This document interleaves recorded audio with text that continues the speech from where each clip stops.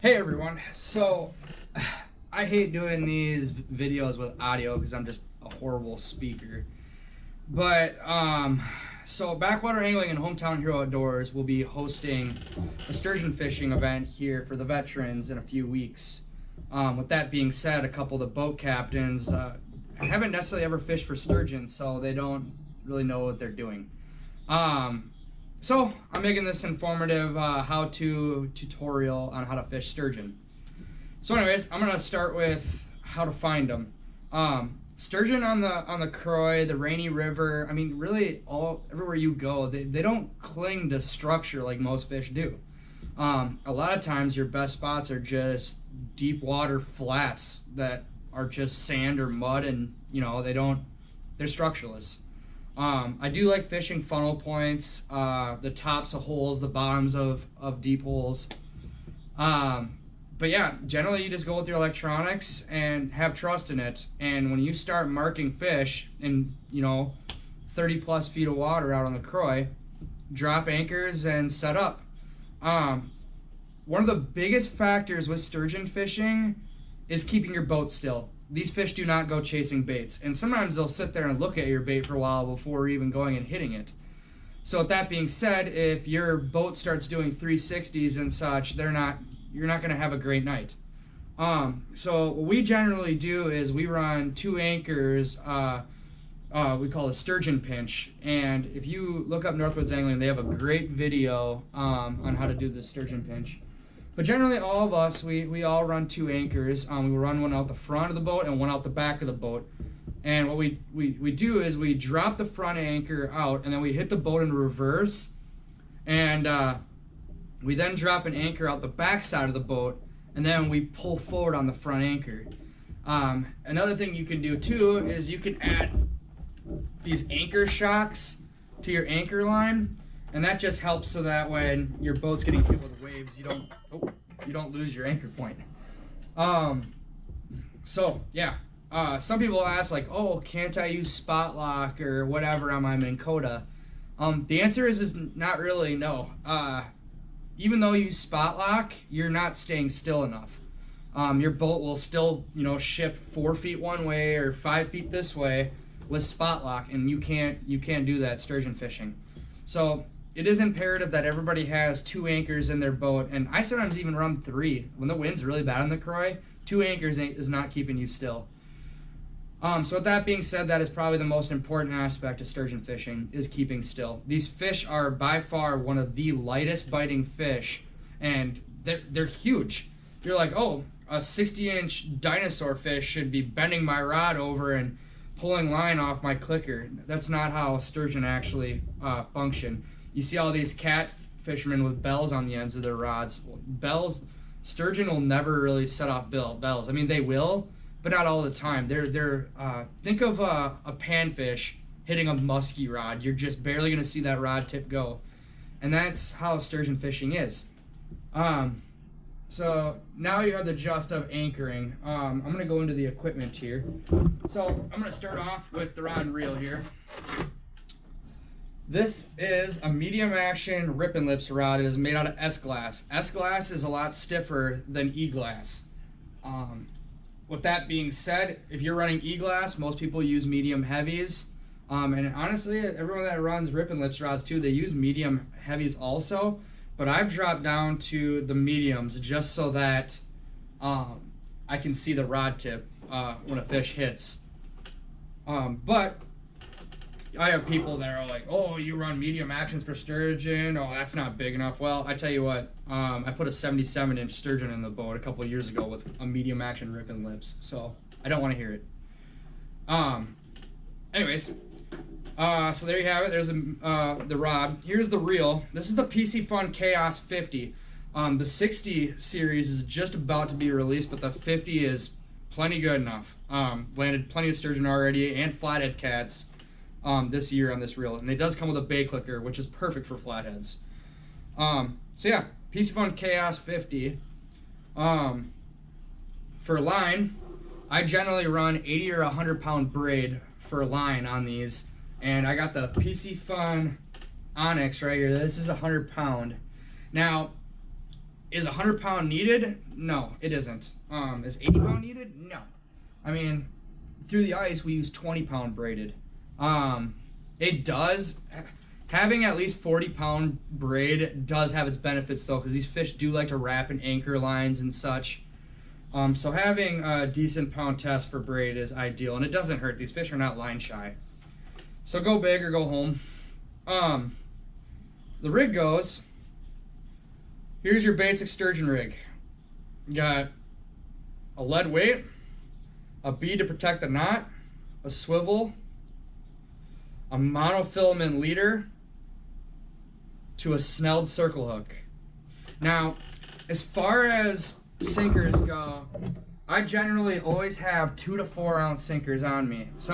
When it's not so windy, I'll run 2 ounces. When it's pretty windy, I'll run 4. Just for the mere fact that I don't want my sinker dragging on the bottom as my boat shifts back and forth. Like I said, the more your bait moves, the less sturgeon you're catching. So yeah, that's a 3 ounce there, but I just bring 2 to 4 ounce sinkers with me. That's just what I do. Any big swivel will work to stop your sinker from going down to your hook. It's just a basic catfish rig. I mean, most people know them. I do for the leader, I use monofilament. Some people prefer braid for their leader. I personally use monofilament because I know if my bait sits on the bottom for a half hour, that my bait will silt into the mud. And just having a monofilament leader prevents my bait from sinking the mud. So that's kind of a benefit. As far as hooks go, use circle hooks. They hold bait a lot better, and they always hook the fish in the perfect spot in the mouth. These are 5/0 Gamakatsu circle hooks. You can run 6/0, 5/0. It doesn't really matter. I don't run any smaller than 5/0 because I personally believe with a 5/0 I get a good ample amount of bait on my hook. And since I'm running 4 lines at once, which I'll get into here in a second, I want these fish to be able to find my bait on the bottom, and just having more bait on a hook allows the fish to have an easier time finding your bait.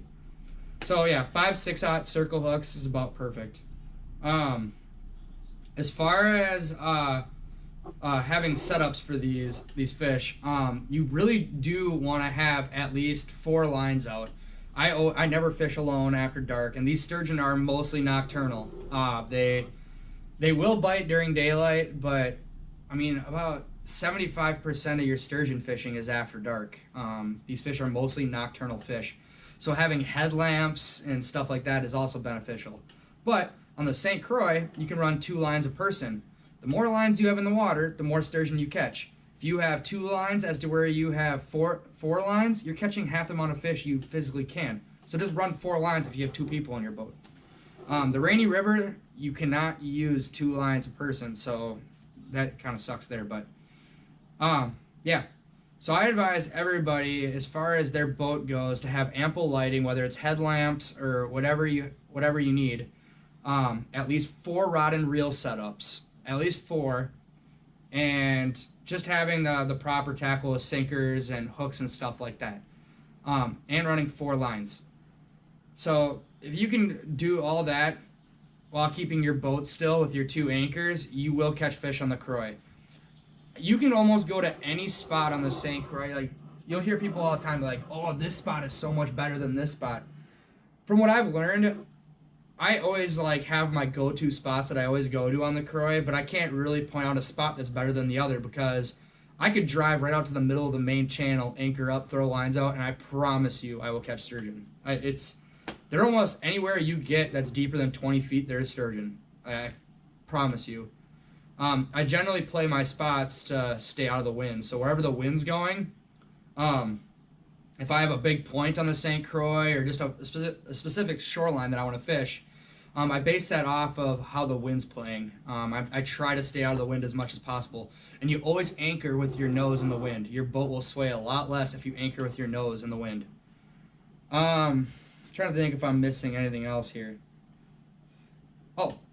As far as these fish go, these are some of the oldest fish in Minnesota, and they are a very delicate species. They've already been on the endangered species list countless times, not even that long ago. Pollution plays a big factor into their population. But on a bright note, these fish are actually very good in the boat. They are very hardy. They don't beat themselves up too bad. They don't thrash too much. I will suggest everybody to hold on to them horizontally and not vertically. I don't know why people get the idea that they should hold fish vertical, but that is not good for fish. Every fish, especially big species, when you hold them vertical, their intestines compact on itself, and you're hurting their internals by doing that. Always hold big fish horizontal. It's not even just sturgeon. Musky fishermen should be doing the same thing. So yeah, big fish horizontal. And also, a lot of musky fishermen gill hold muskies, which I don't think necessarily hurts the muskies, but don't do it for sturgeon. Keep your hands out of their gills. And then when you get them in a boat too, try to prevent them from beating themselves up on your boat. They'll thrash their head around, and you don't want them donking their head on the side of your boat, and then all of a sudden you have a concussed fish in the bottom of your boat. So yeah. Couple other things here too. If you're not into the big no-roll sinkers and you want to be able to adjust your sinker weight whenever you want to, you can get these online, but these are sinker slides, and you can just put clip-on sinkers on here. So like, let's just say I want to run 2 ounces. Oh wait, no, I want to run 4 now. I can just unclip my 2 ounce and put a 4 on with these. So these are kind of nice too. Then yeah, you get your big packs of swivels and your big Gamakatsu circle hooks. Yeah. Oh, I haven't gone into bait yet. As far as bait goes for sturgeon, we run like cocktails out on the St. Croix, I guess you could call it. On our circle hook, we'll put a piece of cut shad, and it doesn't necessarily need to be shad. You can use cut moon eye, cut sucker, cut fatheads, whatever you want to do. You want some sort of minnow cut on the hook, and then on top of that cut bait that you have on the hook, we throw night crawlers on top. So what I'll do is, I'll chop a shad in half, put a chunk of the shad on the hook, and then I'll throw a couple night crawlers on top of it. And we call it a sturgeon cocktail. Some people run just shad, some people run just night crawlers, but we've just had our best luck using both. But that's everybody's opinion on that. What else am I getting at?